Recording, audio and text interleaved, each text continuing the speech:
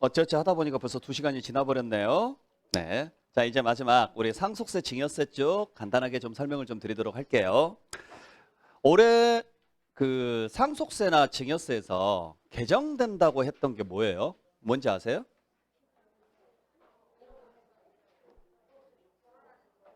에? 결혼? 예. 또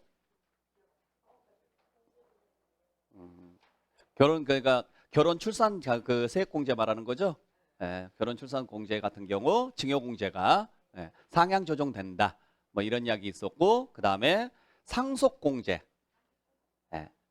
그, 그 상속공제 같은 경우에 자 기본적으로 배우자를 제외한 나머지 배우자를 제외한 나머지 사람들 같은 경우 자녀 같은 경우 자녀 공제가 얼마를 받을 수 있느냐 5억까지 증가시키겠다 그런 이야기가 있었어요. 예? 다 없어졌습니다. 그러니까 이게 올리긴 올려야 돼요.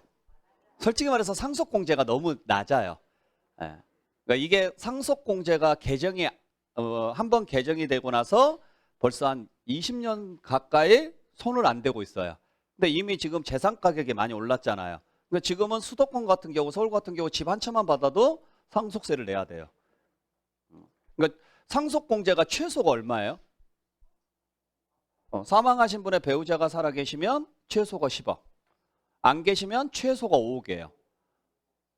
최소 기준 금액이 5억인 거예요. 사망하신 분의 배우자가 안 계시면 5억, 계시면 10억. 왜냐하면 배우자 공제 따로 5억을 받을 수 있으니까 최소 금액이 그렇게 해서 10억까지 받을 수 있는데 아파트 한 채만 하더라도 10억 넘어가잖아요. 그러니까 그거 하나만 받더라도 상속세를 내야 되는 문제점이 생겨서 그래서 이게 계속 논의가 됐던 건데 이번에 자녀가 있으면 자녀는 별도로 5억을 해주자. 그러면은 배우자 계시고 자녀 있으면은 최소한 10억이고 이게 일괄공제까지 더 들어가게 되면은 12억까지 받을 수 있어요. 일괄공제가 아니라 기초공제까지 들어가면. 그러니까 최소가 12억까지 받을 수가 있고 이런 식으로 가기로 했는데 그냥 현재 상태로 유지하자. 그리고 상속세율이 우리나라는 너무 높다. 다른 나라에 비해서 거의 절반 가까이 좀 재산가액이 좀 있으면은 거의 절반 가까이 세금을 내야 되잖아요. 50%거든요. 최고세율이. 이걸 좀 줄이자. 뭐 이런 이야기까지 있었는데 전부 다 없던 일이 됐어요. 그러니까 이건 앞으로도 그냥 그대로 현행 유지할 것이다 이 이야기가 아닌 것 같아요. 제가 개인적으로 봤을 때는 지금 정황상 이걸 손을 댈 수가 없다. 딴 일이 지금 바쁘니까. 그래서 일단은 요건 놔두고 일단 그거 먼저 해결하고 나서 나중에 가서 이제 언젠가는 정권이 바뀔 거 아니에요. 그렇지 않아요? 그때 아마 그때 가서 선물 보따리 한번 풀지 않을까. 이제 이런 생각이 좀 들긴 하는데 자 간단하게 한번 보겠습니다. 일단 증여세부터 한번 보죠. 자 우리 증여세 계산은 어떻게 하느냐. 증여세 과세가액에서 그냥 보세요. 증여세 과세가액 즉 증여받은 금액이에요.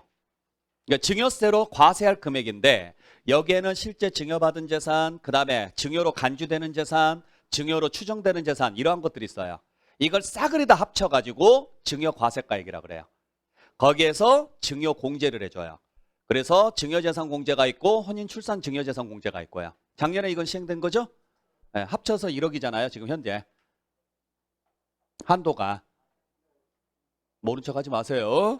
합쳐서 1억이에요. 네. 거기서 이제 간평수수료 최대 500만 원까지 그것까지 빼서 과세표준이 나오는데 그 과세표준이 50만 원 미만이면 세금이 없어요. 과세표준 50만 원 미만이면 거기에다가 이제 최고 50%까지 세율을 곱하고 거기에 그래서 세액이 나오면 그 세액 가지고 그대로 세액공제를 해줘요. 세액공제에서 나온 금액을 내면 되는데 만약에 세대 생략이 돼요. 그러니까 조부모가 부모한테 증여를 해야 되죠. 원래대로 가면 그리고 부모가 그 자녀한테 증여를 하는 게 맞죠. 순서대로 가면 근데 조부모가 손자녀한테 바로 가요. 이걸 세대 생략이라 그래요. 그러면 2번 세금 낼 걸 몇 번 내는 거예요? 한 번 내는 거예요. 그래서 2번 내야 될 걸 한 번에 내니까 세금이 훨씬 줄어들죠. 그러니까 예전에는 이걸 많이 이용을 했다고요. 할아버지 할머니가 손자녀에게 바로 주는 거예요. 어차피 자녀에게 줘봤자 너 나중에 또 줄 거 아니야. 그러니까 그냥 바로 줘요. 그래서 세금 2번 내야 될 걸 한 번으로 끝내다 보니까 이걸 30%를 추가시켜요. 30%를 할증과세를 시키는 거예요. 그래서 이거 세대생략 할증과세인데 만약에 할아버지 할머니가 계시고 그 다음에 부모님이 계시고 손자녀가 있는데 예를 들어서 이 부모님이 요 중간 단계에 있는 사람이 예를 들어서 구속이 되어 있거나 구속이 되어 있거나 사망을 했거나 그래서 받을 수 있는 능력이 상실됐다. 그때는 할증과세가 안 붙어요. 할증과세가 어쩔 수 없는 상황이니까 부득이한 상황이라 그래서 할증과세가 안 붙습니다. 자, 그 정도쯤만 여러분들께서 보시면 돼요. 자, 그러면 여기에서 우리 뭐 증여세, 과세가액 어떤 금액들이 잡히느냐? 수중자에게 귀속되는 모든 재산 다 들어가고 수중자가 받은 거 모든 재산. 네. 거기에 10년 이내 동일인으로부터 받은 금액 1,000만 원 이상인 금액은 다 들어가요. 1,000만 원 이상인 금액은 그러니까 예를 들어서 5천만 원 받고 5천만 원 받았다. 그러면은 합쳐가지고 1억 원으로 다 집어넣어야 돼. 1,000만 원 이상만 되면은 싸그리 다 집어넣는 거예요. 항상 증여세는 몇 년 기준으로 여러분들 생각하셔야 되느냐면 10년 기준으로 생각하셔야 돼요. 10년. 지금 증여한 날 기준으로 해서 10년 이내의 기간을 다 보는 거예요. 아셨죠? 네. 그 다음에 저가로 양수했거나 고가로 팔았을 때 발생하는 이익. 특수관계인하고 거래했을 때하고 특수관계인이 아닌 자하고 거래했을 때하고 차이가 좀 납니다. 네. 그 다음에 배우자나 직계준비소득에게 양도한 재산에 대해서 입증 못한 재산. 이건 증여로 추정한다 그랬잖아요. 이런 재산들 다 들어갈 것이고 재산 취득자금, 그 다음에 무상 사용에 따른 이익들이 다 들어가요. 그래서 이러한 금액들을 증여세 과세가액으로 잡고 자, 그중에서 우리 다시 한번 봐야 될 게 이건데 저가로 샀다. 그 다음에 고가로 팔았다.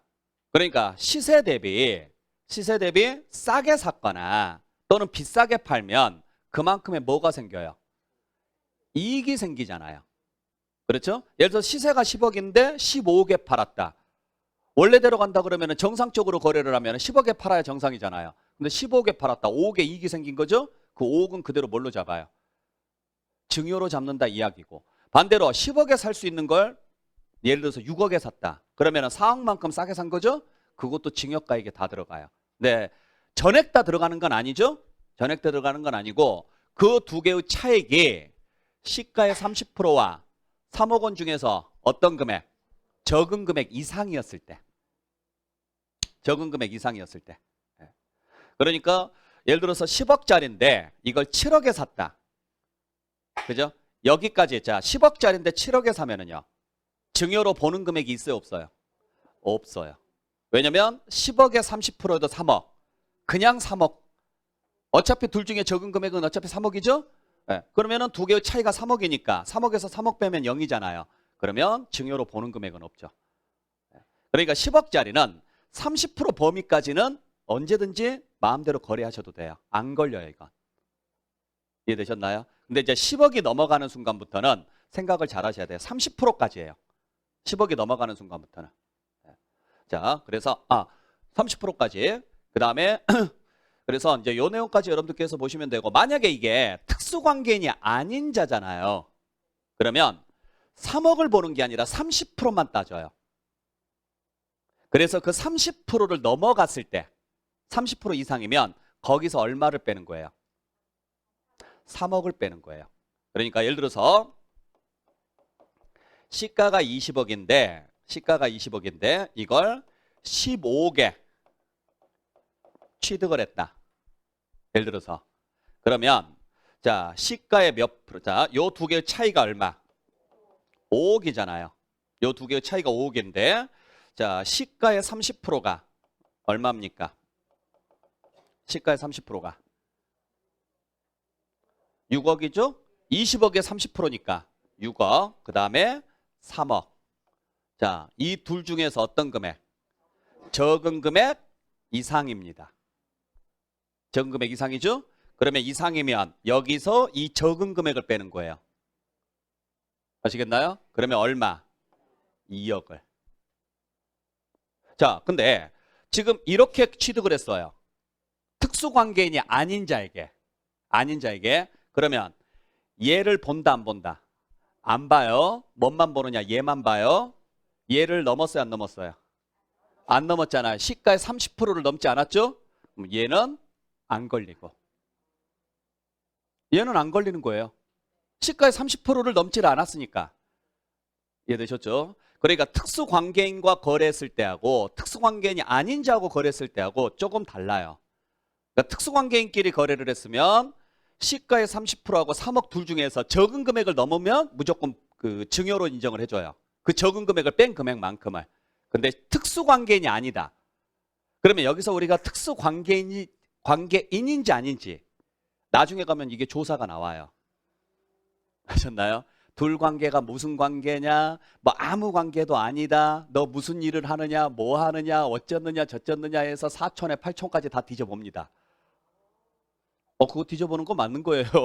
네, 다 뒤져봐야 돼요. 자, 그래서 뭔가 관계가 조금이라도 형성이 돼 있으면 특수관계인으로 다 엮여요. 어지간하면. 근데 상식적으로 생각해 보세요. 여러분들이 모르는 사람하고 이렇게 거래할 일이 있겠냐고요. 거의 없죠? 물론 거래할 수는 있어요. 진짜 급매로 나오거나 뭐 이런 상황이면은 뭐 상황에 따라서는 진짜 급한 사람들 같은 경우에는 비싸게 뭐 싸게 산다거나 아니면은 비싸게 팔 수도 있거나 뭐 이런 식으로 지금 갈 수가 있으니까 그럴 가능성은 있는데 거의 없죠. 희박하죠. 그래서 솔직히 말해서 이 거래가 걸릴 일은 거의 없어요. 요 특수관계인이 아닌 자 간의 거래는 거의 대부분이 여기서 걸리죠. 거의 대부분이. 그래서 항상 요 둘 중에서 적은 금액 이내로 거래를 하시라는 거. 증여세 문제 안 생기려면 꼭 기억을 좀 해주시길 바랍니다. 자, 그래서 지금 보시죠. 부모로부터 시가 8억 원짜리를 3억 원에 취득을 했다. 누가 보더라도 부모면요. 특수관계인이죠? 네, 부모는 특수관계인입니다. 그래서 원래 특수관계인의 범위가 아버지 쪽 혈족으로 따지면은 기본 6촌까지는 다 들어가요. 어머니 쪽 혈족으로 따지면 4촌까지는 기본으로 들어가요. 그리고 그 특수관계인의 특수관계인은 특수관계인이에요. 그러니까 나랑 을이랑 특수관계인이에요. 근데 을하고 병이 특수관계인이에요. 근데 이 두 사람은 한 번도 본 적이 없어요. 이 두 사람도 특수관계인이에요. 삼각관계니까. 우리나라는 그렇게 잡아요. 아시겠죠? 그러니까 이게 순환출자잖아요. 법인으로 따지면. 내가 너를 지배하려고 하면 지분을 사야 되는데 그러면 걸리니까 이쪽 지분을 가지고 있는 이 회사의 지분을 사는 거죠. 네. 그러면 직접적인 관련성이 없어 보이지만 실제 이 회사의 대주주는 얘가 되는 거죠. 그래서 이 둘 관계는 무슨 관계가 되느냐면 특수관계인이 돼요. 그리고 채권 채무 관계가 있다거나 고용 관계가 있다거나 하여간 내가 의사결정을 할 때 조금이라도 영향력을 행사할 수 있는 사람이라면 다 특수관계인으로 봐요. 네, 그렇게 여러분들 보시면 돼요. 자, 그랬을 때 시가 8억짜리를 3억 원에 취득했으니까 저가양수죠? 네. 자, 그리고 나서 이걸 나중에 팔았어요. 나중에 팔았다. 자, 그러면 일단 취득했을 때 요 두 개의 차이 얼마? 5억이죠. 5억인데 8억에 30%하고 3억 중에서 어떤 금액? 적은 금액이래요. 그러면 38에 24, 2억 4천이 더 적죠? 2억 4천 넘었으니까 증여로 보는 금액이 생기겠죠? 그래서 5억 원에서 죄송합니다. 여기 2억 4천인데 2억 4천을 뺀 얼마까지? 2억 6천만 원까지는 증여세가 나온다. 그러니까 이 사람은 만약에 증여세가 안 나오려면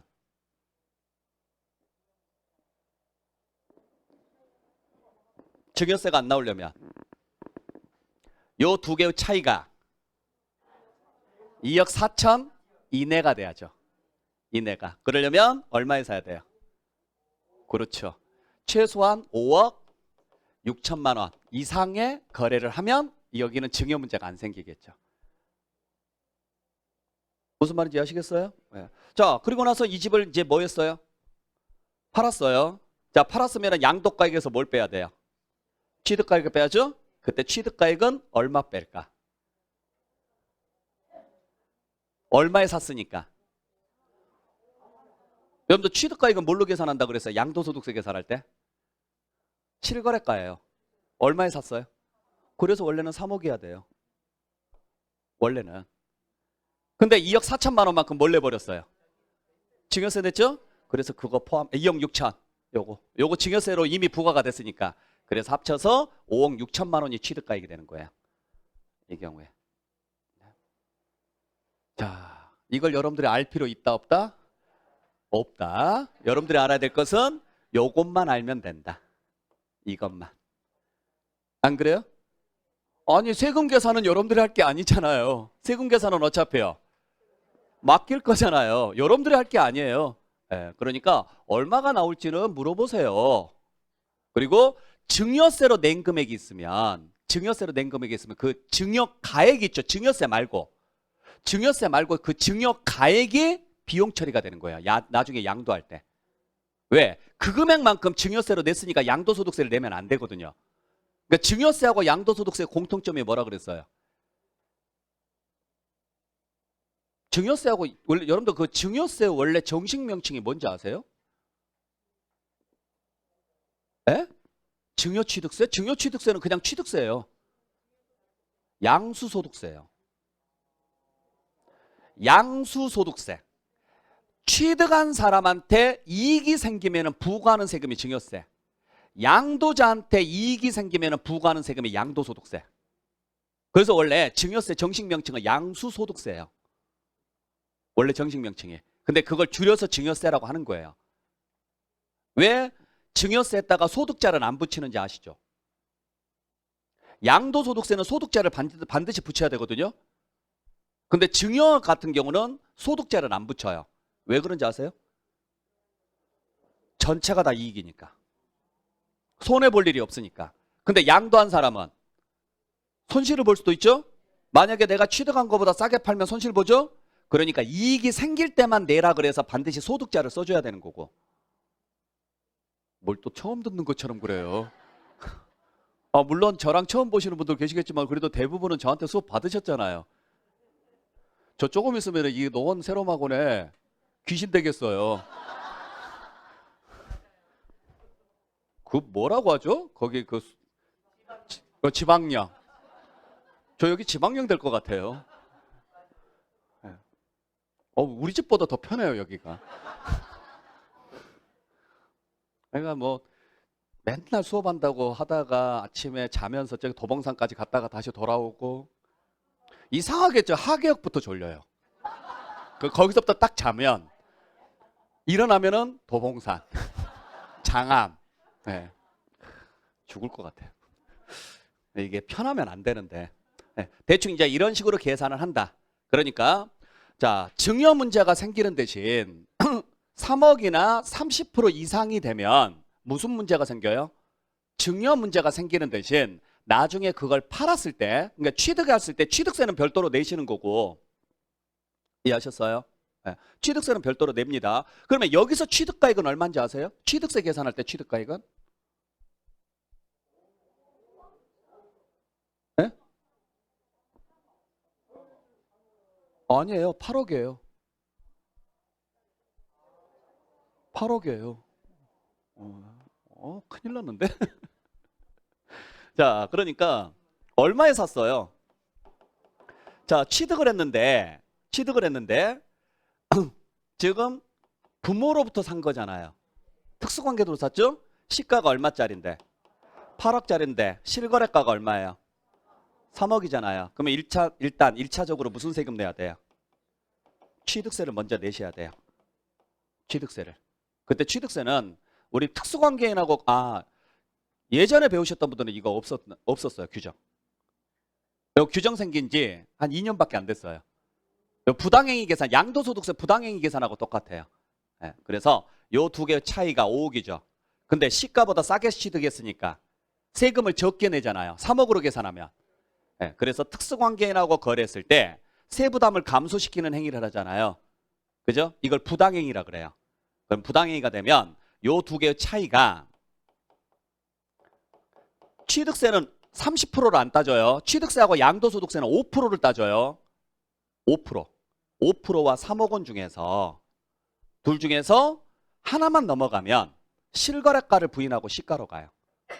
그러면 3억 넘었죠? 그럼 이미 충족됐죠? 그러면 이거 부인하고 얘로 가요. 그래서 8억으로 가요. 이거. 아셨죠? 근데 이거 지금 어떻게 샀어요, 아까? 매매로 산 거예요. 매매잖아요. 시가 8억짜리를 3억에 샀다. 이 말은 매매로 산 거죠? 네, 매매로 샀는데도 불구하고요. 무슨 세금이 나와요? 증여세가 나오는 거예요, 이게. 얼마에 대해서? 아까 2억 6천인가요? 네, 2억 6천에다가 세율 곱해가지고 내는 거예요. 그래가지고 이걸 팔았어요. 그냥 계산만 지금 알려드리는 거예요. 팔았어요. 예를 들어서 10억에 팔았다. 그러면 10억에서 빼야 할 취득가액은 5억 6천이라고요. 자, 여기서 지금 우리 여기서 보면 양도소득세에서는 8억을 빼는 게 좋아요? 3억을 빼는 게 좋아요?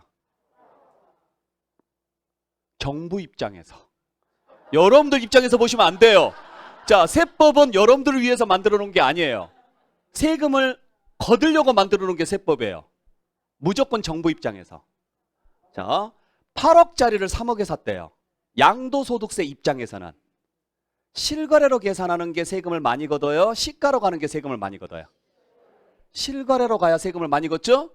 그래서 양도소득세 입장에서는 이 행위가 부당행위가 아니에요. 취득세 입장에서는 이 행위가 부당행위예요. 왜? 취득세를 감소시키는 행위니까. 양도소득세 입장에서는 정상행위예요. 고마운 행위예요. 그래서 실거래가 그대로 가요.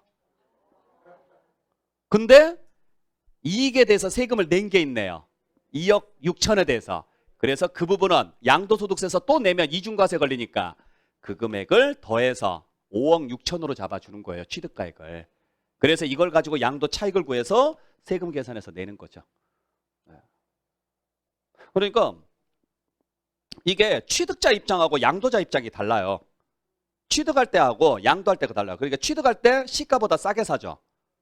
그러면 뭐가 줄어드는 거예요? 취득세가 줄어드는 거예요? 양도소득세가 줄어드는 거예요? 그래서 취득세에서는 부당행위에 걸리고 양도소득세는 정상행위에 걸려요. 반대로, 자, 반대로 가볼게요. 시가가 3억인데 8억에 샀어요. 예를 들어서 시가가 3억인데 8억에 샀어요. 그러면 취득세 입장에서는 정상행위예요. 그래서 8억 그대로 가요. 대신 양도소득세 입장에서는 부당행위에 걸려요. 부당행위에. 네. 그래서 그때는 3억으로 가요. 이게. 그러니까 이게 한쪽에서 부당행위 걸리면 반대쪽도 부당행위 걸린다 이게 아니에요. 하나만 걸려요. 하나만. 왜냐면 취득세에서 취득가액은 과세되는 금액이고 양도소득세에서 취득가액은 마이너스 금액이니까. 이 개념을 알고는 계셔야 돼요. 자, 그렇대요. 네. 자, 그 다음에 뭐 이건 여러분들 제가 따로 설명 안 드려도 되죠? 많이 보셨죠? 네. 따로 뭐 설명드릴 건 없습니다. 그 다음에 우리 증여재산공제. 뭐 잘 아시다시피 배우자는 얼마? 6억. 그 다음에 직계존비속관계는 5천. 네. 미성년자는 2천. 네. 미성년자는 2천. 나머지 사람은 1,000만 원. 네. 아시겠죠? 네. 그 정도만 여러분들께서 보시면 되고. 자, 그러면 시부모가 며느리에게 줬다. 얼마? 1,000만 원이에요. 너는 내 자식 같아. 이런 거 하지 마세요. 네, 그건 드라마. 네. 아무리 그래도 내 자식은 아니에요. 네. 자, 그렇게 보시면 되고. 그래서 이건 뭘 딱 생각하시면 되느냐면 혈족을 생각하세요. 내 피가 흘러갔느냐 안 갔느냐예요. 이해되셨어요? 물론 이 둘 관계는 피는 없어요. 이 관계는 피는 없는데 그래도 이 관계는 그냥 정책적으로 6억까지 해주는 거고. 네, 나머지는 이제 피로 보면 돼요. 피로. 네, 뭐 그래서 이거 보시면 되는데, 자, 항상 제가 증여공제 아까도 말씀드렸지만 증여공제는 항상 몇 년을 생각하시라고요? 그래요. 10년 이내예요. 10년 이내. 그러니까 예를 들어서 내가 이번에 부모님으로부터 5천만 원을 받았다. 현금으로 5천만 원을 받았으면 나는 증여세 낸다 안 낸다? 안 낸다. 근데 오늘 기준으로 10년 이내 받은 게 있다. 그러면 합쳐서 따져요.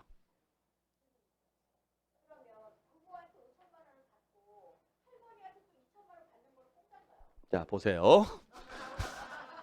자, 나왔죠? 네, 나왔네요. 네. 자, 그래서 한번 볼게요. 왠지 이 질문 나올 것 같아서. 우리 짠 거 아니에요. 네. 자, 예를 들어서 아버지에게 1억을 받았어요. 아버지로부터. 네. 그러면 1억이 과세가액이에요. 이거 외에는 없다고 치고. 네. 자, 그러면 내가 성년이다 가정했을 때 5천만 원 공제받고 5천만 원에 10%에서 1억 원까지가 10%니까 증여세율은 1억 원까지가 10%예요. 그러면 500만 원 세금 내시면 돼요. 자, 됐죠? 여기까지? 다른 건 볼 필요 없고 여기까지만 볼게요. 자, 그 다음에 할머니로부터 내가 또 받았어요. 할머니로부터. 그러면 할머니는 동일인으로 볼까요? 안 볼까요? 할머니는 동일인으로 안 봐요. 그래서 합산을 안 해요. 합산하지는 않는데 증여 공제할 때, 자, 그러니까 그대로 1억이에요. 1억. 아시겠죠? 할머니로 지금 할머니한테 받았을 때 10년 이내 동일인으로 안 봐요. 아버지랑 할머니는 동일인으로 안 본다고요.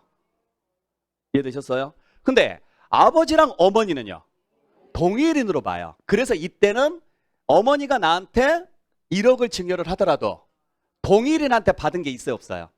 그래서 그걸 합쳐서 계산하는 거예요. 여기는. 그러면 할머니한테 받는 게 좋을까? 어머니한테 받는 게 좋을까? 그렇죠. 어머니한테 받으면 안 되고 아버지한테 한번 받았다. 그러면 할머니한테 받으시라고요. 근데 할머니는 내 입장에서 직계 존속이 아니에요. 아, 직계 존속. 존속이 아니에요. 존속 맞잖아요. 그래서 증여공제는 못 받아요. 이미 여기서 받았잖아요. 직계 존속 공제 10년 이내 받았잖아요. 그러니까 합산이 안 되는 거지. 증여공제는 안 되는 거예요. 한 번밖에 안 되는 거니까. 여기는 왜 주는지 아시겠죠? 합쳤으니까 해주는 거예요. 합쳤으니까.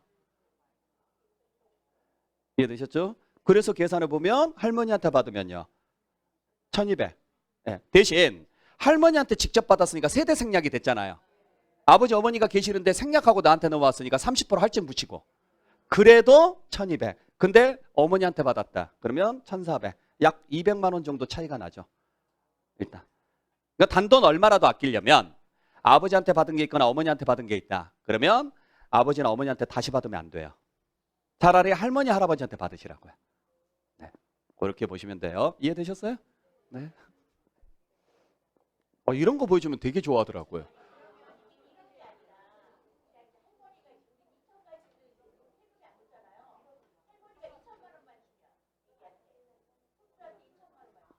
그건 별개죠. 지금 내가 받을 때, 지금 이거 전부 다 내가 받을 때를 이야기하는 거고, 이건 내가 받았고, 할머니는 내가 아닌 다른 사람한테 줬다. 그건 별개인 거고. 네. 안 내죠. 그럼 없죠, 세금에.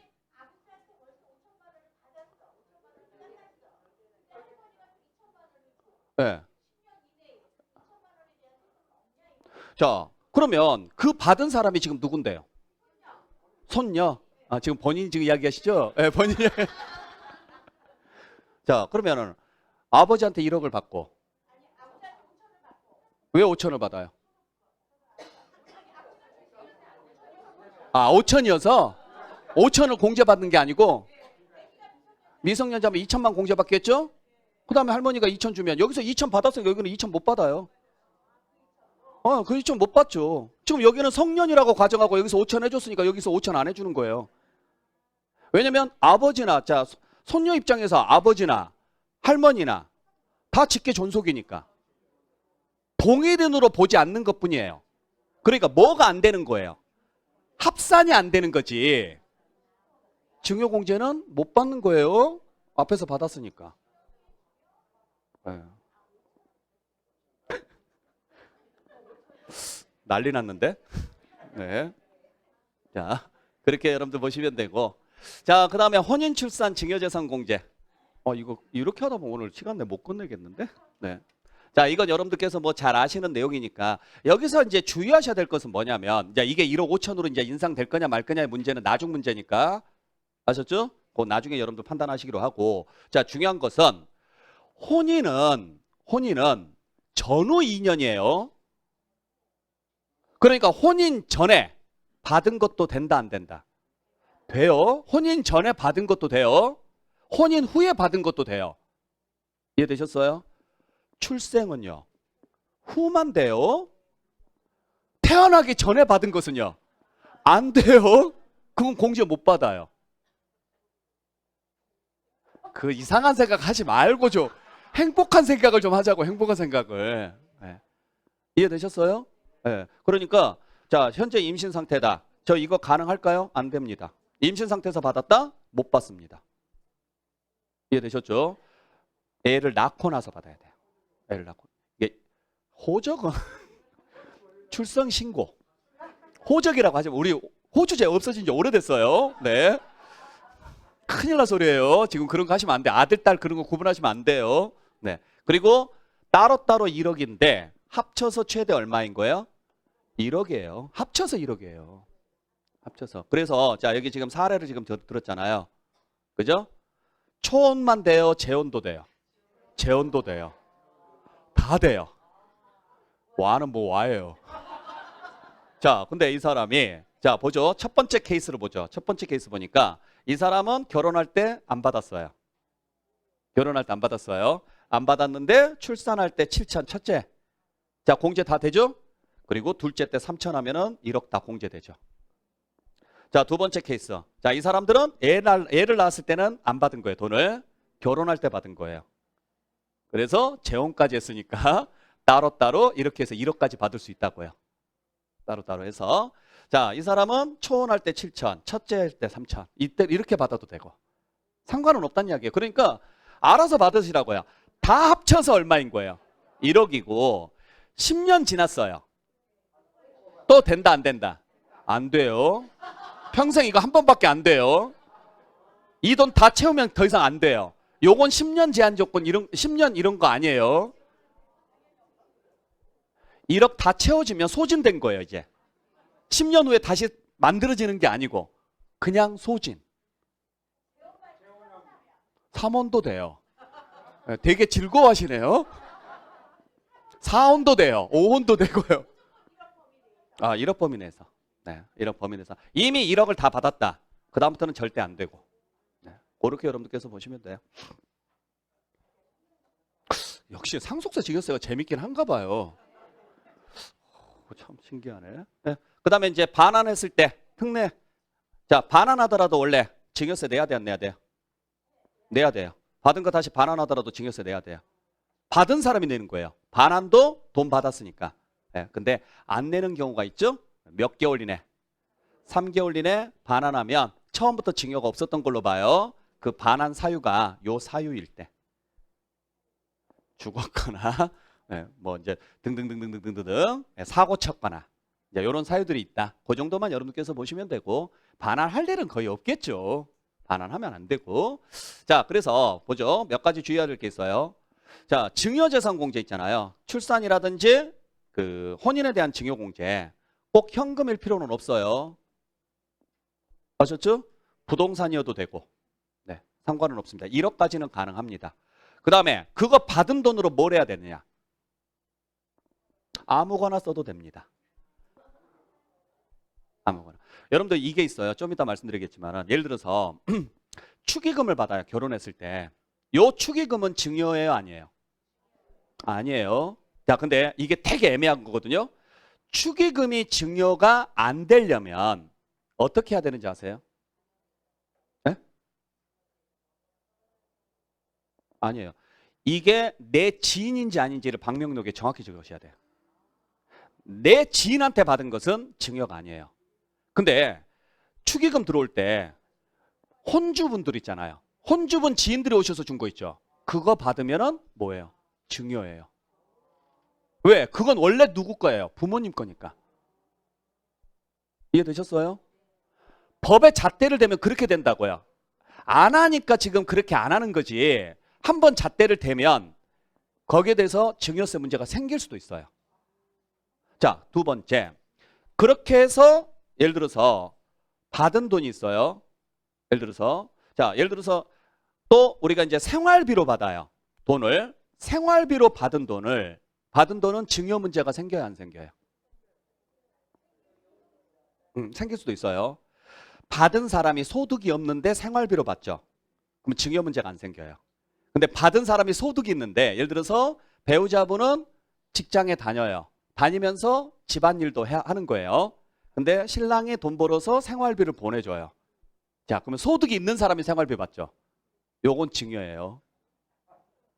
이론상 하는 이야기입니다. 이론상. 근데 그냥 통상적인 금액은 대충 눈 감아줘요. 문제는 그 돈을 받아서 예를 들어서 소득이 없어요. 그냥 가정주부로 있는 거예요. 생활비를 주죠. 이 돈을 가지고 집을 사요. 요건 증여예요. 생활비로만 써야 돼요. 자동차를 구입을 한다거나 절대 안 돼요. 그냥 안에서 과세를 안 하는 거지 법에서는 무조건 생활비로만 쓰라고 돼 있어요. 식비, 교육비 이런 용도로만 쓰라는 거예요. 의식주 해결하는데. 거기서 주는 빠지겠습니다. 죄송합니다. 주는 빼기. 주택 사는 데는 들어가면 안 돼요. 원칙적으로요. 근데 이건 집 사는 데도 상관없어요. 용도 제한이 있다 없다? 없어요. 그 다음에 아까 말씀드렸던 것처럼요. 첫째 가면 적용하는 거 아니죠? 네, 마찬가지예요. 초혼, 재혼 다 가능해요. 네, 다 가능하고 그 다음에 아까 말씀드렸던 것처럼 출생 같은 경우나 입양이에요. 출생에 대해서는 출산 있잖아요. 그 출산의 범위는 입양도 들어가요. 아셨죠? 그 전에 것은 된다 안 된다? 안 된다. 전에 받은 것은 안 된다고요. 그러니까 혼인은 전후 가능한데 출산은요. 출산이나 입양은요. 후의 것만 돼요. 후에 받은 것만. 그 다음에 24년 1월 1일 이후에 그 증여분부터 가능해요. 만약에 23년 12월 1일 날 해줬다. 자, 예를 들어서 내가 25년 4월 달에 혼인을 해요. 근데 혼인을 했는데 몇 년 이내 받은 거면 돼요. 그러면 여기서 2년을 빼면 23년 자 4월이라고 잡았을 때 내가 결혼을 지금 준비하고 있는데 23년 9월 달에 내가 받은 돈이 있어요. 9월 달에. 자, 그러면 2년 이내 받은 거 맞죠?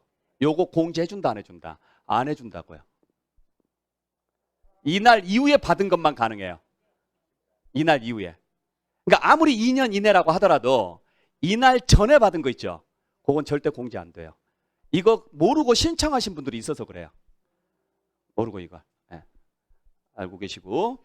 자, 그 다음에 혼인일은 혼인증명서상 신고일을 말하는 거예요. 결혼 날짜 아니에요. 결혼일은 아무 상관없어요. 결혼을 언제 했느냐가 중요한 게 아니라 혼인신고를 언제 했느냐. 그게 중요한 거니까 그대로 여러분들 보시면 되고. 자, 그 다음에 아까 할증과세. 자, 자녀가 아닌 직계 비속. 그러니까 손자녀한테 줄 때는요. 30%에 해당하는 금액을 뭐 한다? 가산한다. 그러니까 1억이 발생했다. 그러면 1억 3천만 원 내야 되는 거예요. 두 번 내야 될 걸 한 번에 끝내는 거니까. 이해되셨어요? 네. 그러면 자, 예를 들어서 조부모가 있고 부모가 있고 자녀가 있더라. 이렇게 가야 되잖아요. 그죠? 이렇게 가면은 몇 프로 추가시키겠다. 자, 그러면 이렇게 두 번 내는 것과 이렇게 해서 30% 포함해서 한 번 내는 것과 어느 게 더 많이 나올까? 몰라요. 계산해봐야 알아요. 네. 그래서 30%더 내더라도 이게 더 적게 나올 것 같으면 이렇게 가시는 사람들이 되게 많아요. 그러니까 이런 부분들이 이제 세무사들이 해야 될 일이에요. 상담해 줄 때 이렇게 가시면 이게 낫습니다. 이건 차라리 그냥 바로 손자녀에게 주시는 게 낫습니다. 네, 이렇게 가시면 되는 거예요. 자, 그 다음에 증여재산 반환했을 때 우리가 반환 자체도 아까 세금을 내야 된다고 그랬어요. 일단 내가 증여받았으면은 취득세 내고 증여세 내야 돼요. 근데 받아놓고 보니까 뭐예요? 필요 없는 것 같고 괜히 쓸데없는 것 같아요. 안 받아. 다시 돌려줬어요. 멋지죠? 네. 자, 그랬을 때 돌려줬을 때 그 다시 돌려받은 사람 있죠. 처음에 증여해준 사람. 이 사람도 다시 취득세는 무조건 내야 돼요. 왜? 등기 가져와야 되니까. 아니 세금을 안 냈는데 등기를 해주겠냐고요. 그래서 취득세는 무조건 내요. 증여세까지 낼 거냐 말 거냐예요. 네. 근데 그게 신고기간 내하면 자 신고기간 내하면 처음 증여부터 증여세 없는 걸로 봐요. 아예. 증여가 아예 없었던 걸로 봐요. 그러면 증여세 신고기간이 언제예요? 3개월이에요. 달의 말일부터 3개월. 그 안에 반환을 하면 애초부터 증여가 없었던 걸로 봐서 둘 다 세금 없습니다. 근데 신고기한이 지나고 나서 3개월 이내 했죠. 그죠? 그러면 반환한 것만 세금이 없어요. 처음 증여했을 때 수증자금은 무조건 세금 내야 되고 그걸 돌려주는 것까지. 돌려주는 것에 대해서는 세금이 없다고요. 그러니까 받은 사람이 처음에 증여했던 사람이 돌려받았을 때 처음 당초 증여자 있죠. 이 사람이 세금을 안 내려면 늦어도요. 6개월 이내에 돌려받아야 돼요. 이게 3개월이고 여기 추가 3개월이니까 이 사람이 안 내려면 무슨 말인지 이해하셨죠? 근데 아예 그걸 넘었다? 그럼 무조건 세금 내셔야 돼요. 그리고 취득세는 무조건 내셔야 되는 거고. 왜냐면 등기를 가져와야 되니까 그래요. 무조건 세금 내셔야 돼요. 그때 증여했을 때 혹시 취득세 세율 기억나세요? 도대체 3.3은 어디서 나온 거예요? 조금 기억은 하는데 그건 상속이에요. 상속. 3.5%. 8.15 광복이었죠. 8.15 광복. 자, 그 다음에 이제 상속세로 넘어가 볼게요. 자, 상속세도 마찬가지입니다. 상속세 과세가액을 먼저 잡아요. 상속받은 재산, 상속으로 간주하는 재산, 상속으로 추정하는 재산 굉장히 많습니다. 거기에 상속공제를 해주는데 상속공제는 되게 많죠. 기초공제부터 시작해가지고 주구장창 나오고 역시나 거기에다가 간평수수료 빼서 과세표준을 잡는데 역시나 상속세도 마찬가지예요. 과표가 50만 원 미만이면 없습니다. 자, 그래서 똑같이 세대생략 되면 할증과세 붙고요. 또 세액공제 같은 경우 해주고. 자, 이런 식으로 지금 쭉 가는데 자, 일단 상속받은 재산은 전부 뭐예요? 재산가액에 넣으셔야 돼요. 이해되셨나요? 네, 재산가액에 다 넣으셔야 돼요. 그게 부동산이든 현금이든 주식이든 상관은 없어요. 거기에 추정재산이 있어요. 상속으로 추정된 재산이 있는데 자, 1년 이내에 2억 원 이상 또는 2년 이내에 5억 원 이상 5억 원 이상의 금액이 발생했는데 용도가 불분명해요. 네. 부동산을 처분을 했거나 그럼 부동산을 처분한 돈이 어디로 가야 돼요? 통장에 있어야 되는데 없어요. 네. 이해되셨어요? 현금 인출을 했어요. 어디에 썼는지 모르겠대요. 그러면 그거 전부 다 뭐 한 걸로 봐요? 상속된 걸로 간주를 추정을 해요. 입증을 하라고 하는 거예요. 입증을. 그러니까 세무서에서는 이분이 딱 사망하게 되면 사망신고가 들어가잖아요. 그러면 사망한 날로부터 1년 이내에 인출된 금액들 또는 처분된 재산들을 다 확인을 해요. 처분이 됐으면 등기부상 매매가 됐다라고 나와 있겠죠? 그 다음에 금융정보 시스템에 의해서 인출된 정보들이 다 나와요. 자, 이 돈이 어디에 쓰였는지를 소명하라고 해요. 이 금액 이상이면. 이 금액이 이상이 아니면 소명하라고 안 해요. 그냥 눈 감아줘요. 그러니까 이분께서 돌아가시기 전에 재산이 많아요. 그러면 이분이 돌아가셨을 때, 사망했을 때 상속받은 사람이 상속세 부담이 세잖아요. 그럼 자녀들한테 상속세 부담을 줄이려면요. 방법은 이걸 정리를 해서 현금화 시킨 다음에 금고에 넣어서 마늘밭에 묻어놔야 돼요. 그래서 지도 그려가지고 줘야 돼요. 그게 맞잖아요. 안 그래요? 네. 네. 그래서 금고 많은 게 이유가 원래 그거예요. 네. 그러니까 그거 전부 다 현금화 시켜서 다 뭘로 만들어놔요? 금괴. 요즘 금값 어마어마하게 비싸잖아요. 네. 그렇게 다 만들어서 다 그냥 넣어놓는 거예요. 왜? 이게 이제 장부에 안 나와 있으니까 상속재산으로 안 잡히는 거죠. 그러니까 그걸 미리미리 작업을 해놓으라고요. 골드바 만들어서. 아셨죠? 네. 자, 그래서 보죠.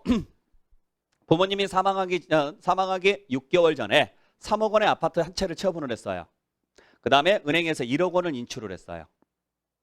자, 6개월 전에. 그러면 1년 이내죠. 1년 이내 2억 원 넘은 게. 자, 은행에서 1억 원. 이거 합쳐서 판단하는 거 아니에요. 종류별로 나눠져 있어요. 부동산하고 예금은 별개로 봐요. 자, 그러면 아파트는요. 3억이니까 2억 넘었어요, 안 넘었어요? 그러면 얘는 입증 대상. 자, 얘는 2억 넘었어요, 안 넘었어요? 안 넘었으니까 얘는 무시하고. 그래서 1억 원은 2억 미만이니까 소명 대상 아니고, 아파트는요 2억 이상이니까요. 이건 소명해야 되는데 만약에 소명하지 못하면 일정 금액을 상속재산으로 보는 거예요. 전액 다 상속재산으로 보는 게 아니라 20%와 2억 중에서 적은 금액을 뺀 금액. 그러면 여기서 3억에 20%면요. 6천이잖아요. 6천하고 2억 중에서 적은 금액이 얼마예요? 6천이니까 3억에서 6천을 뺀 2억 4천은 상속재산으로 집어넣는 거예요. 네. 자, 중요한 것은 여러분들이 이걸 알 필요가 있다 없다? 없다. 알 필요 없죠? 네, 중요한 건 여러분들이 1년 또는 2년 이내 아무 짓거리도 하지 말라고요. 자, 결론은 그거예요. 최소한 물론 언제 돌아가실지는 잘 모르지만, 언제가 돌아가실지는 잘 모르겠지만, 만약에 여러분들이 재산을 상속세 부담을 줄이기 위해서 일단 준비를 좀 해야 되겠다. 그러면 미리미리 해놓으라는 거지. 아유, 나도 이제 얼마 안 될 것 같아. 이런 순간에 하게 되면 어지간하면은 다 소명하라고 나온다는 이야기예요. 그러니까 2년까지는 그냥 아무 짓거리 하지 마시라는 이야기예요. 되도록이면 자녀들이 그걸 다 소명을 해야 되니까 그래요. 사망하신 분이 소명할 수는 없잖아요. 그죠? 네. 자, 그렇게 보시면 되고, 자, 그 다음에 미리 증여를 한 재산이 있어요. 자, 미리 증여를 하게 되면은요, 상속재산에서 증여된 재산들이 빠지니까 누진율에서 낮아지죠. 그러니까 누진세는 분산이 되면은 금액이 낮아지니까 누진율이 낮아지잖아요. 그래서 미리 증여를 해놔요. 이런 방법이 있거든요. 그것도 싸그리다 잡아 집어넣습니다. 10년 이내 상속인에게 증여한 금액과 5년 이내 상속인 아닌 자에게 증여한 금액 있죠. 네. 그건 전부 다 상속재산에 집어넣습니다. 네. 자, 그러면 문제가 생기는 건 증여했을 때 이미 증여세가 나왔어요, 안 나왔어요? 나왔는데 또 상속재산에 넣으면 상속세가 또 나오겠죠? 그래서 일단 상속재산에 넣어서 상속세 계산한 다음에 나중에 증여세로 낸 금액을 다 빼줘요. 네. 근데 어차피 상속재산에 넣게 되면은 뭐에 영향을 받아요? 누진세 영향을 받으니까 세금 많이 나와요. 네. 역시나 이것도 그 정도 있다라는 거 여러분들 보시고, 자, 그 다음에 이 금액에서 기본적으로 공과금 있죠. 이분이 안 내고 돌아가셨을 거니까. 그래서 이분 명의로 나와 있는 공과금, 채무, 그거 다 인수되거든요. 상속은. 상속 포기를 하지 않는 이상은 인수되잖아요. 네, 그거 다 공제해줘요. 전부 다. 그래서 우리가 공과금이라든지 장례비용이라든지 채무 같은 경우 다 공제가 되는데 이때 병원비 같은 거 있잖아요.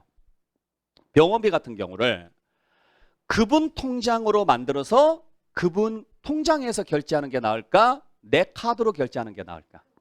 그렇죠. 그분 통장으로 하시는 게 나아요. 그래서 사망 전에 납부할 때 되도록이면 그분의 재산으로 내라고요. 사망하신 분의 재산. 내 돈으로 내잖아요. 이거 공제 받아요, 못 받아요? 못 받아요. 아시겠죠? 그래서 여러분들도 어차피 우리가 사람은 한 번은 죽으니까 언젠가는 죽잖아요. 나중에 내가 병원에 있거나 그러면 병원비 쓰라고 미리 여러분들 통장에 딱 하나 일정 부분 만들어 놓으시라고요. 그래서 그걸로 자녀들한테 너희 돈 쓰지 마. 이걸로 해결해. 이제 이걸로 부족하면 어쩔 수 없지만 그래서 적당한 선에서는 모아주시는 게 좋아요. 저희 아버지도 그렇게 하셨더라고요. 저도 이제 제가 원래 말씀을 드리려고 했었는데 예전에 돌아가셨을 때 아버지가 갑자기 통장을 주시는 거예요. 이제 병원에 이제 계시는데 통장을 딱 주시면서 병원비는 이걸로 해. 그러니까 그동안에 계속 모아놓은 한 30년 모아놓으신 거예요. 이걸. 뭐 10,000원, 뭐 5,000원, 뭐 어떨 때는 이제 뭐 쌀 팔았다. 그러면은 좀 돈 생길 거 아니에요. 그러면 한 10만 원. 예, 이렇게 쭉 모아놓은 돈이 있더라고요. 그래서 그걸로 해결을 다 하고 이제 나머지 부분은 그 받은 돈으로 우리 부주 받은 돈으로 조금 해결하고 뭐 어쩌고저쩌고 해가지고 해결을 했는데 그러니까 저희들이 결제할 게 거의 없었어요. 물론 이제 일부분은 저희들이 결제를 했지만 물론 아버지 재산이 얼마 없어서 저희들이 하든 안 하든 상관없이 세금은 없었어요. 네, 세금은 없었긴 했는데 자, 뭐 그리고 장례비용 같은 경우도 전부 다 공제 가능하고요. 뭐 얼마까지 되는지는 그런 거 중요한 거 아니니까 그냥 된다. 자, 그 다음에 건물 같은 경우 상속했을 때보다 월세보다요 전세가 많은 게 뭐가 돼요? 유리하죠. 월세는 피상속인의 수익금액이지만 보증금은요 피상속인의 부채예요. 부채는 다 공제받으니까. 굉장히 심도 있게 보시는데요. 한참 더 오래 사실 거예요. 네. 자, 그 다음에 뭐 상속재산 순위는 다 아시죠? 네, 어떻게 계산하는지도 아시고요. 법정 상속분 어떻게 계산하는지 아시죠? 배우자분만 사망하신 분의 배우자분만 1.5를 잡아요. 그러니까 쉽게 말하면 예를 들어서 이렇게 3명이 있다. 그러면 1.5 대 1대 1이니까요. 합이 얼마예요? 3.5죠. 합이 3.5죠? 그때 배우자분 몫은요. 1.5 이렇게 가요. 근데 3.5분의 1.5 하면 힘드니까 무조건 곱하기 2를 해줘요. 그러니까 7분의 2가 되는, 7분의 3이 되는 거예요. 이렇게 잡는 거예요. 보통 잡을 때. 네. 소수점으로 잡지 말고 정수로 잡아서 계산하는 게 훨씬 더 편하니까 곱하기 2를 시켜서 이런 식으로 계산을 한다. 그 정도만 보시면 되고. 자, 그렇게 해서 과세표준이, 상속재산가액이 잡혔으면 여기서 상속공제를 해줘야 되는데, 상속공제가 기본적으로 배우자 공제하고 인적 공제로 나눠져요. 배우자 공제 별도, 인적 공제 별도. 그 인적 공제가 뭐 예전에 이제 이건 여러분들하고 관계없는데 제가 공무원 수업할 때 이게 시험 문제 나오거든요. 늘 외울 때 자연장미라고 외워라. 자연장미, 자녀공제, 그 다음에 연로자 공제, 장애인 공제, 미성년자 공제. 그때 자녀 공제가 1인당 5천이에요. 그러니까 자녀가 3명이면 얼마예요? 1억 5천이에요. 요걸 5억으로 바꾸려고 했어요. 이걸. 그게 지금 통과가 안 된 거예요. 현행 유지로 가자. 이게 5억으로 바뀌었으면 이야기가 완전히 달라지죠. 10배로 뛰는 거니까. 거기에 자 주의하셔야 될 것은 지금 뭐 이제 신혼인데 예를 들어서 안타깝게도 불의의 사고로 이분이 돌아가셨단 말이에요.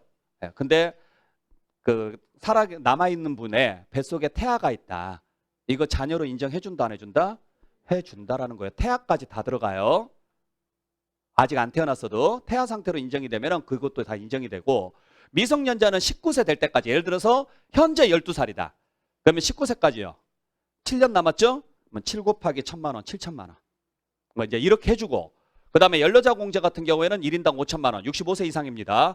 장애인 공제 같은 경우는 기대 여명 연수 같은 경우 있거든요. 법적으로 따로 정해져 있는데 나중에 이제 확인해 보시면 돼요. 뭐 중요한 내용은 아니고 거기에다가 이렇게 곱하는데, 여기에다가 그냥 2억 원을 공제를 해줘요. 이게 기초공제거든요. 근데 이 두 개를 합쳐요. 이 금액이 5억보다 적잖아요. 그럼 그냥 5억으로 가요. 장담컨대 2억 원하고 이 네 개 다 합쳐가지고 나온 금액하고 두 개 합치잖아요. 5억 안 돼요. 안 될 확률이 80% 이상이에요. 이게. 생각해 보세요. 자녀가 한 5명이면 그래도 2억 5천밖에 안 돼요. 그죠? 미성년자가 있다. 다 그 5명이 다 미성년자다. 그러면은 여기에다가 1,000만 원씩 했다. 그래서 예를 들어서 10년씩 남았다. 10살이다. 그러면 10년씩 남았으니까 다 1억씩이겠죠? 그렇잖아요. 네. 그럼 벌써 3억이고 그러면은 넘어가는데 요즘 그런 사람이 어디가 있냐고요. 그리고 정상적으로 돌아가시게 되면 그분 돌아가실 때 미성년자는 존재하지도 않아요. 그렇잖아요. 그래서 대부분은 이 두 개 다 합쳐봤자요. 5억이 안 돼요. 그래서 그냥 실무에서는요. 그냥 5억 해줍니다라고 이야기를 하는 거예요. 근데 여기에 배우자가 있어요, 없어요? 없죠? 배우자 없죠? 배우자는 따로 해줘요. 네. 그래서 제가 지금 말씀드린 게 이게 5억으로 가려고 했는데 그냥 현행 유지하는 걸로 간다. 네. 지금 그 이야기예요. 이게. 네. 자, 그래서 이제 배우자 공제는 별도로 해줍니다. 배우자 공제가 무조건 얼마를 해주느냐면 실제 상속받은 금액하고 한도액 중에서, 한도액이 30억이거든요. 이 중에서 어떤 금액으로 가요? 적은 금액으로 가요. 그러니까 최대가 얼마인 거예요? 30억까지예요. 최대가. 근데 배우자가 아예 상속을 포기를 했어요. 안 받겠대요. 배우자 공제 해줄까 안 해줄까? 해줘요. 그냥 해줘요. 그게 최소 5억이에요. 그래서 배우자 공제는 최소 5억에서 최대 얼마까지 받을 수 있어요? 30억. 아까 일괄 공제 외에 별도로 해주는 거예요, 이건. 이해되셨어요? 그래서 사망하신 분의 배우자분이 살아계시면 배우자 공제 따로 5억. 최소 5억. 그 다음에 나머지 일괄 공제 5억 해서 10억까지가 최소 금액인 거예요. 면세점에 해당하는 게. 자, 이런 식으로 간다라고 보시면 되는데, 자, 예를 들어서 상속재산이 35억이래요. 부럽죠? 네. 배우자하고 자녀가 2명 있답니다. 자, 그러면은 아까 말씀드렸던 것처럼 배우자 1.5, 자녀 1, 1. 그럼 배우자 몫은 3.5분의 1.5니까 7분의 3. 법정 지분은 아시겠어요? 네. 자, 근데 첫 번째, 배우자는 상속을 안 받아요. 자녀 2명만 상속을 받아요. 자녀 2명만. 그래도 일괄 공제 5억 원에 배우자 최소 공제 얼마? 5억에서 10억까지 공제되니까 35억에서 10억을 뺀 25억 가지고 계산하면 되죠. 근데 배우자가 법정 지분대로 상속을 받았대요. 법정 지분대로. 그럼 배우자 법정 지분이 얼마냐? 자, 35억 중에서 7분의 3. 그 15억. 그러면 합쳐서요. 20억까지 공제를 받을 수 있죠. 네, 이런 식으로 간다라는 이야기예요. 네. 자, 그 다음에 이제 뭐 동거주택 상속공제 최대 6억까지 받을 수 있고, 뭐 이건 그냥 참고로 보시고, 네.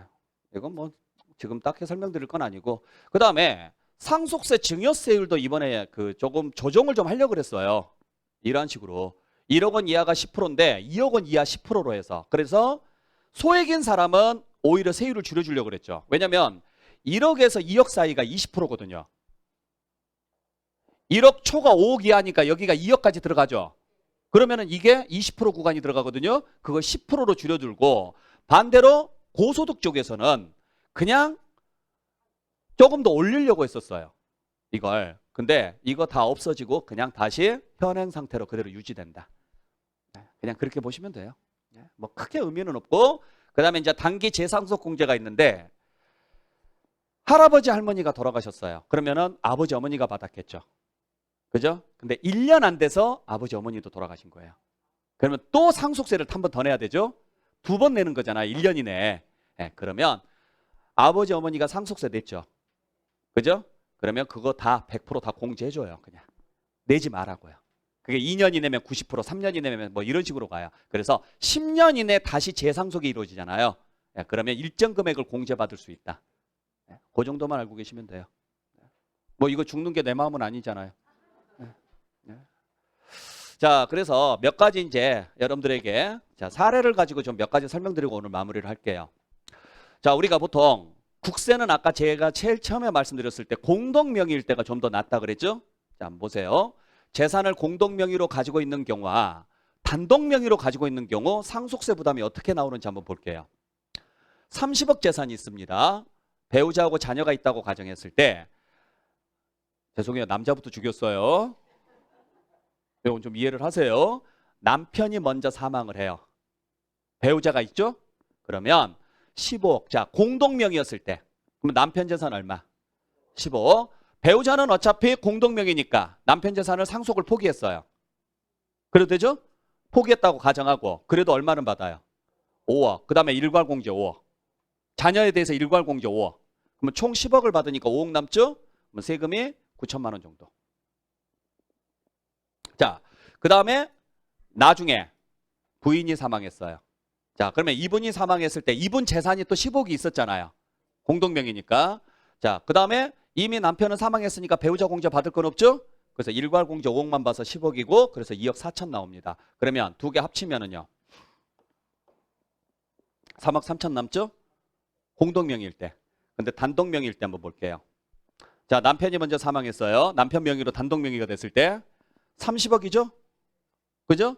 그 다음에 배우자 지분 아까 7분의 3 계산했을 때 자, 요만큼 나온다고 가정하고 따로 계산해놨으니까 이건 중요한 게 아니니까 그리고 일괄공제까지 해서 쭉 계산하게 되면 3억 2천 나와요. 자, 그 다음에 이제 요 부인이 사망을 했습니다. 부인이 사망을 했는데 요 30억 중에서 부인이 15억을 받아간 거예요. 상속으로. 근데 이분이 이제 돌아가셨으니까 그 10억이 또 상속됐겠죠? 배우자 공제는 없고 일괄 공제밖에 없으니까 쭉 계산을 하면 이렇게 나옵니다. 두 개 합치면요. 자, 앞에는요. 자, 2억 정도 차이 나죠? 공동명의가 왜 좋은지 아시겠죠? 아시겠어요? 그러니까 공동명의로 한 다음에 두 분 중에 누가 한 분이 먼저 돌아가시잖아요. 그럼 남아있는 분은 상속 포기하시는 게 좋아요. 자녀들한테 바로 넘어가게끔. 그렇게 하시면 돼요. 자, 그 다음에 자녀에게 재산을 이전할 때 증여하고 양도를 잘 활용을 해보자. 자, 이야기인데 뭐냐면 예를 들어서 취득가액이 2억이고 다른 경비는 없다고 가정하고 이걸 3년 후에 팔 생각이에요. 부동산을. 3년 후에 팔지 증여를 할지 고민 중이에요. 만약에 판다 그러면 예상 양도가액이 4억이고 만약에 증여를 한다 그러면 시가를 평가를 해야 되는데 그냥 간단하게 기준시가 3억을 잡을게요. 아셨죠? 자, 그랬을 때 만약에 팔았다. 그러면 얼마에 팔아요? 4억에서 2억 빼서 자, 계산상 편의를 위해서 장특공제하고 기본공제는 무시하고 가겠습니다. 자, 그렇게 해서 계산하면 약 5,600 나와요. 됐나요? 근데 증여를 해요. 증여를 자녀 한 명한테 증여를 해요. 이 재산을. 그러면 3억으로 계산해요. 실거래가가 아니니까. 아셨죠? 그러면 증여공제 5천에서 계산하면은 4천만 원만 내면 돼요. 자, 이거보다 싸죠? 근데 2명한테 증여를 해요. 자녀 2명한테. 그러면 따로따로죠? 자, 한 사람 것만 계산합니다. 쭉 계산하면은 1,000만 원 나와요. 그러면 2명 것만 얼마예요? 확 줄어들죠? 그죠? 3명한테 증여를 해요. 한 사람씩 계산하면은 500에 끝나니까 1,500에 끝나요. 이게. 공제를 따로따로 받으니까 그래요. 자, 여러분들 주의하셔야 될 게 뭐냐. 제가 예를 들어서 아버지한테 하나 받고 어머니한테 받아요. 예를 들어서 자, 무슨 말인지 아시겠죠? 네, 증여를 이렇게 따로따로 받는다. 그러면 아버지한테 받을 때 5천만 원 공제됐죠. 어머니한테 받은 것은 5천만 원 공제돼야 안 돼요? 안 된다는 이야기예요. 합산해서 계산하더라도 그냥 5천만 원밖에 공제가 안 돼요. 두 분과 다 합쳐서. 근데 아버지가 얘한테 하나 주고 얘한테 하나 주고 얘한테 하나 줘요. 줄 때 5천 따로따로 받는 거예요. 이해되셨어요? 네. 지금 그래서 얘가 이렇게 나오는 거예요. 자, 그 다음에 보죠. 지금 대학생인 자녀에게 아파트를 증여를 하고 싶어요. 증여를 하고 싶은데 대학생이니까 소득이 있어요, 없어요? 없어요. 그래서 네가 세금까지 내 해서 현금까지 같이 증여를 해줍니다. 자, 내가 아파트를 증여를 했어요. 그러면 그 대학생인 자녀는 증여세를 내야죠. 취득세도 내고 증여세를 내야 되는데 그 돈이 없는 거예요. 그럼 내가 대신 내줬어요. 그러면 이것도 증여가 돼요. 그러니까 그냥 아예 뭐까지 같이 주는 거예요. 세금 낼 현금까지 같이 주는 거예요. 그때 이걸 아버지가 다 줬어요. 부동산하고 현금하고. 그때 부동산이 2억 2천이고 현금이 3,560만 원이라고 가정을 했을 때 다 주게 되면 2억 5,560만 원이죠? 대학생이니까 성년일 거고 5천만 원 공제하면 쭉 계산하면 3,100만 원 정도 나와요. 근데 부동산은 아버지가 주고 현금은 할아버지가 줘요. 네. 자, 아버지랑 할아버지는 동일인이다 아니다? 아니다. 동일인은 배우자까지만. 그러면 합산은 안 되겠죠. 하지만 두 분 다 직계 존속이니까 5천만 원은 한 사람 것만 해주겠죠. 그렇게 해서 계산하게 되면 여기는 할증과세 붙여둬요. 얼마예요? 2,800이에요. 두 분 거 다 합쳐도. 자, 이분 거보다 어때요? 싸죠? 자, 그래서 아까도 앞에서도 보여줬다시피 아버지로부터 받고 어머니로부터 받고 이게 아니고, 그죠? 아버지로부터 받고 조부모로부터 받고. 여기에 훨씬 세금이 싸다고요. 어찌됐든 이게 단돈 10만 원이라도 싸요. 증여받을 때. 자, 그 다음에 자녀가 어릴 때 미리미리 증여해 주는 게 좋다는 거 알고 계시죠? 네, 그래서 태어날 때 10년 단위니까 2천만 원짜리 적금 하나 들어주고 신고. 그러면 그 2천만 원은 이제 자녀 돈. 세금 없잖아요. 그리고 자, 11살 됐을 때 또 10년짜리 적금 하나. 2천만 원짜리. 10년짜리 적금인 거예요. 그러면 자녀한테 또 2천만 원 가고. 자, 그리고 나중에 가서 21살 됐을 때 6천만 원을 증여를 해요. 자, 이미 10년 넘었으니까 따로 또 5천 받을 수 있죠? 그래서 5천 받고 1,000만 원, 세금 100만 원. 그러면 이렇게 줬을 때 토탈에서 얼마 준 거예요? 1억 줬죠? 1억 줘도 세금 얼마에 끝나요? 100만 원에 끝나는데 안 주다가 21살 때 1억을 줘요. 세금이 500만 원 나온다고요.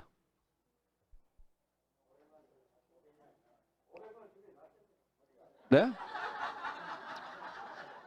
그러니까 통장 만들어 놓고 안 알려줘야죠.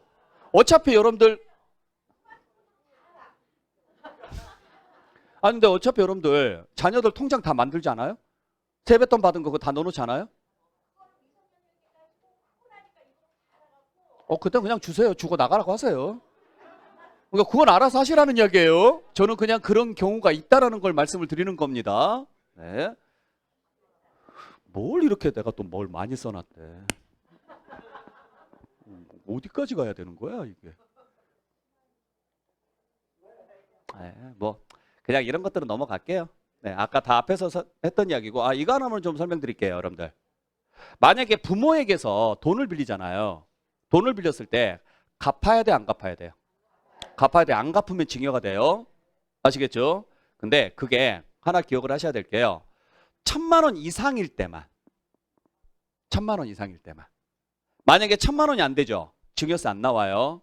그러니까 예를 들어서 2억 원을 빌려요. 2억 원을. 근데 무이자로 빌려요. 무이자로. 그러니까 2억 원은 갚는다고 가정하고 나중에. 자, 그러면 이자 없이 빌렸으니까 그 이자가 무상이익이 돼요. 이거 증여세 내야 되거든요. 근데 여기에 현재 그 기획재정부의 정한을 이제 4.6%로 잡고 계산해봤더니 920 나왔죠. 그러면 무상이익이 1,000만 원이 넘었어요, 안 넘었어요? 안 넘었으니까 이건 증여 문제가 안 생겨요. 이해되셨어요? 근데 적정이자율이 4.6%인데 적정이자율 4%, 3억 원을 빌렸어요. 3억 원을 빌렸더니 무이자로 계산해보니까 이자가 얼마예요? 1,000만 원 넘었죠. 이 사람은 증여세 문제가 생겨요. 물론 지금 여기서 1,380만 원이 나왔으니까 성년인 자녀였다면 5천만 원 공제하면 세금은 없겠죠. 근데 일단 과세가액으로는 잡힌다고요. 얘는 안 잡히고. 자, 근데 2%로 그 낮은 금리로 빌린 거예요. 그래서 나는 2%로 계속 갚는 거예요. 예를 들어서 그러면 4.6%하고 2.6% 차이 있죠. 그걸로 계산을 해봐요. 계산을 했는데 1,000만 원이 안 나오죠? 그럼 증여세 문제가 안 생기는데 1,000만 원이 넘어가면 증여세 문제가 생겨요. 아셨죠? 이건 갚는다고 가정하고 원금을 안 갚으면 원금 자체는 별도로 증여세가 나오는 거고. 네. 그러니까 이건 이자에 대한 부분이에요. 이자에 대한 부분. 네. 그래서 이자에 대한 부분에 대해서는 얼마를 기준으로 판단하느냐면 1,000만 원을 기준으로 판단한다는 거. 네. 그렇게 해서 여러분들 보시길 바랍니다. 뭘 많이 써놓긴 했네. 네, 그만할게요. 네, 알겠습니다. 자, 그래서 오늘 여기까지 해서 마무리하도록 할게요. 여러분들. 네. 자, 오늘 여러분들 약 3시간 약간 좀 넘었는데 여러분들한테 좋은 시간이 됐었길 바랍니다. 네. 자, 내년에 이제 다시 여러분들 한 번 더 뵐 수 있을지 없을지는 모르겠지만 뵙게 된다 그러면 이번보다 좀 더 좋은 자료로 해서 여러분들 찾아뵐 테니까 아까 처음에 말씀드렸던 것처럼 혹시라도 뭐 이런 부분에 대해서 좀 더 설명해 줬으면 좋겠다라는 거 있으면 미리 한번 학원에다 좀 알려주시길 부탁드릴게요. 아셨죠? 네. 자, 여러분들 올 한 해 여러분들 건강하시고 행복하시길 바라겠습니다. 마치겠습니다. 고맙습니다.